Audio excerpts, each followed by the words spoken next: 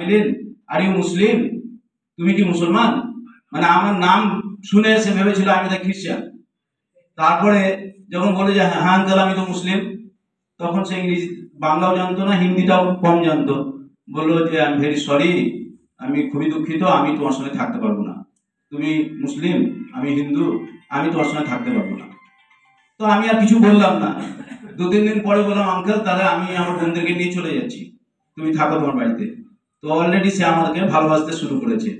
তখন বলছি যে সমস্যাটা এরকম নয়, আমার সব আত্মীয় স্বজনরা আসবে, তারা বলবে তুমি মুসলিমের সঙ্গে আছো, তারা সব রাগ করবে। তো ওরা তো এখন আসছে না, তুমি এখন কিছুদিন থাকো। তা আমি আরো কিছুদিন থাকলাম। তারপরে আমাকে ও বললো যে দেখো हम तो बुढ़ा हो गया, हमको खुद खाना खुद खुद पका के खाने पड़ता है, तो मोहम्मदन है तुम्हारा खाना तो हम नहीं खा सकता है। This is my biggest problem, এটাই আমার সবচেয়ে বড় প্রবলেম। আরো কিছুদিন গেল, তারপরে আমার বোন ভাত চাপিয়েছে, ও ছুটতে ছুটতে এসে অফিসে দেরি হয়ে যাচ্ছে, বলছে মেরা চাউল থোড়া তোমার চাউল মে রাখ सकते हो, মানে ভাতটা ফুটছে তারপর চালটা রেখে দেবে, ভাতটা ফুটে গেলে হিন্দু ভাতটাকে আলাদা করে দেবে আর মুসলমান ভাতটা আমাদের জন্য পড়ে যাবে। এই দেশে হিন্দু মুসলমানের সম্পর্ক হচ্ছে এইখানে। দূরত্ব কিছুটা থাকতে পারে, ভুল বোঝাবুঝি, কিন্তু নরেন্দ্র মোদী মমতা যেটা আনতে চাইছে সেটা হচ্ছে অন্য জিনিস। হিন্দু মুসলমান পাশাপাশি থাকলে সাম্প্রদায়িকতা হয় না। খুব ধর্মপ্রাণ হিন্দু। আমার বাড়িতে মুরারয়ে অনেকে জানতে পারবেন, আমার মা ছিলেন ওখানকার হেডমিস্ট্রেস, আর আমার বাবা ছিলেন চাত্রা স্কুলের হেডমাস্টার কাফি সাহেব, অনেক জলসাও করতেন। মাইন স্কুলের পণ্ডিত মশাই 12 বছর আমাদের বাড়িতে একন্নে ছিলেন। একজন সাত্বিক ব্রাহ্মণ পণ্ডিত মশাই, তিনি 12 বছর একন্নে ছিলেন। তো হিন্দু মুসলমান পাশাপাশি থাকলে দাঙ্গা লাগে, ভয় হয় না, দেশের ক্ষতি হয় না। ক্ষতি হয় কখন? যখন ভয় দেখানো হয়। আমি একাই মুসলমান এক জায়গায় আছি, জয় শ্রীরাম জোরে স্লোগান হতে লাগলো, তখন আমার বুকে ভয় ঢুকে গেল। কিংবা একজন হিন্দু আছে, কোন একজন পদাধিকারী, কোন একজন মন্ত্রী, কোন একজন এমএলএ যখন বলে গলা কেটে সবকে গঙ্গায় ভাসিয়ে দিব, তখন মানুষের ভয় হয়। অধীর জননেতা অধীর চৌধুরীকে হারানো সম্ভব ছিল না।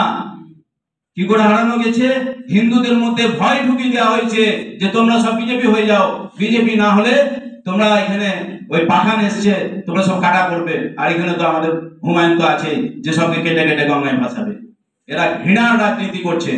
কিন্তু আপনাকে বলছি, জয় বাপু, জয় ভীম, জয় সংবিধান।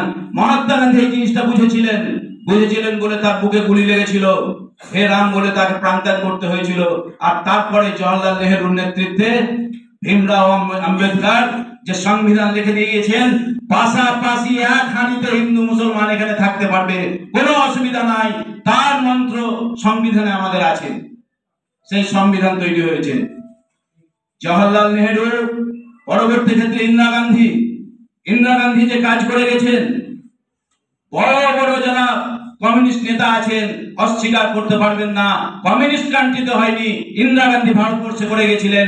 সমস্ত ব্যাংকগুলোকে জাতীয়করণ করেছিলেন, ভারী শিল্পকে জাতীয়করণ করেছিলেন। আজকে ব্যাংকে এত যেসব তছরূপ চলছে, সব ব্যাংকগুলো উঠে যাবে, কোটি কোটি টাকা নিয়ে নীরব মোদীরা পালিয়ে যাচ্ছে। এটা হচ্ছে তার আইনগুলোকে নরম করে দিয়েছে নরেন্দ্র মোদী। যদি থাকতো কংগ্রেসের সে আইন, সেই ফেরা আইন যদি থাকতো, টাকা যদি এক দেশ থেকে আরেক দেশে গোদামের মাধ্যমে না পাঠানো যেত, হতো না, ব্যাংকে আপনার টাকা লুট হতো না। করে গেছিলেন ইন্দিরা গান্ধী, হেরে গেছিলেন ইন্দিরা গান্ধী। আমাদের আলোচনায় এসছে কি হয়েছে কংগ্রেসে। কে ভেবেছিল?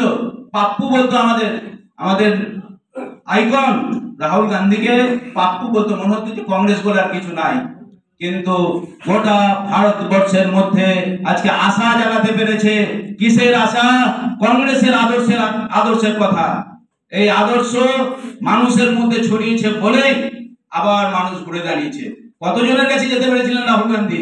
ভারত জোড়ো যাত্রা করেছিলেন, শয়ে শয়ে হাজারে হাজারে মানুষ রাস্তায় এসে তাকে দেখা দিয়েছে। কিন্তু এটাই কি সব? এর বাইরে কি আর মানুষ ছিল না? অনেক মানুষ তো আসেনি, অনেক মানুষ শুনেছে, অনেক মানুষ শুনেনি। কিন্তু কংগ্রেসের আদর্শ গোটা ভারতবর্ষে ছড়িয়ে পড়েছিল, যার জন্যই সম্ভব হয়েছে একটা বিজেপির মতো উগ্র একটা ধর্মবাদী দল, যারা আসলে মুখে ধর্মের কথা বলে কিন্তু ধর্মের সঙ্গে যাদের কোনো সম্পর্ক নেই। কিসের ধর্ম, কিসের নরেন্দ্র মোদী হিন্দু? আরে হিন্দু তো আমাদের এখানে প্রাণের ঠাকুর রামকৃষ্ণ দেব। দক্ষিণেশ্বর থেকে একদিন হঠাৎ আলমবাজার চলে গেলেন নামাজ পড়তে, লুঙ্গি পরে মাথায় টুপি দিয়ে নামাজ পড়তে চলে গেলেন। চলে যাওয়ার পরে ওখান থেকে যখন ঘুরে এসছেন তো সবাই আটকেছে, বলছে ঠাকুর তুমি মিলেচ্ছদের ঘরে গেছো, মসজিদে গেছো, তোমাকে আর ঢুকতে দেবো না। রানী রাসমণি এসে বললেন যে ঠাকুরই থাকবে, তোরা থাক তো থাক, না থাক তো না থাক। তো উনি সমাধি চলে যেতেন। তারপর উনি বসলেন, বসে বলছেন ওরে ওখানেও দেখছি ভগবান আছে, যত মত তত পথ। এইটাই তো হিন্দু ধর্ম। পৃথিবীর বিভিন্ন জায়গা থেকে বিভিন্ন লোকে চলে এসছে, কোনো দিন বাধা দেয়নি। সবাইকে নিয়ে একসঙ্গে ভারতবর্ষের একটা মিশ্র সংস্কৃতি আমরা তৈরি করেছি, যেটা হচ্ছে গোটা পৃথিবীর মধ্যে শ্রেষ্ঠ।